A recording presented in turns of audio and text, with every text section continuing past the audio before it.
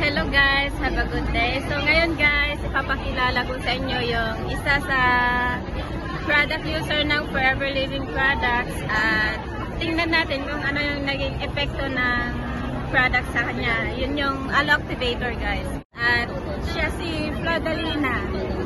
Ngayon tatanungin natin siya kung ano yung naramdaman niya sa products na ginamit niya. So ano yung products na ginamit mo? Activator. So yun yung Aloe Activator guys. So anong naramdaman mo nung ginamit mo yung Aloe Activator sa mata mo? Maganda naman, malinaw sa pagtingin. So ilang bottle ang nagamit mo? Isa lang. Isa lang? Isa lang. Okay na yung paningin mo nung Oo. nagamit ka na. Diba sabi mo dati gumagamit ka na salamin dati? Ngayon, hindi na masyado. Tapos ngayon, nung nalaman niya na maganda yung Aloe Activator sa kanya, syempre, shinare niya rin yun guys sa nanay niya. So ayun, ikinuhan siya na Aloe Activator din yung nanay niya. So, anong feedback ng nanay mo sis nung gumamit siya ng Aloe Activator? Maganda daw, malinaw, ipagkita kahit hindi na gumagamit ng salamin. So, yun yung feedback ng nanay niya. So, Kasi na tumatawag ako, tinatanong ko.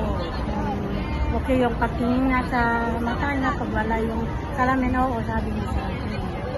so yun yung feedback ng nanay niya. So, 83 years old daw yung nanay niya. So, nakita kasi guys na may konting katarak. So, sinuggest ko sa kanya na gamitin yun. So, yun. Kahit hindi na gumagamit daw ng salamin, ay mas comfortable siya na walang salamin. Nahihilo pa pag ginagamit na yung salamin. Oo.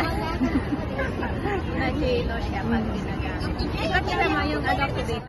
Ito So, po. ito guys, yung Aloe Activator na ginamit niya. So, pangalawang gamit na niya gamit ito. ko. So, Kasi matagal na hindi na ako gumamit. Since 4 years siguro, or 5 years. pero hindi siya gumagamit ng salamin hanggang ngayon. So, ngayon gagamit siya ulit. So, ayan, ang testimony niya sa Forever maganda. So, anong advice mo sa mga may problema sa mata din? Ayun na may problema sa mata, gumamit kayo ng ito para malinaw sa pagkita niyo katulad ko. So, thank you sis for You're your welcome. sharing. Until next time.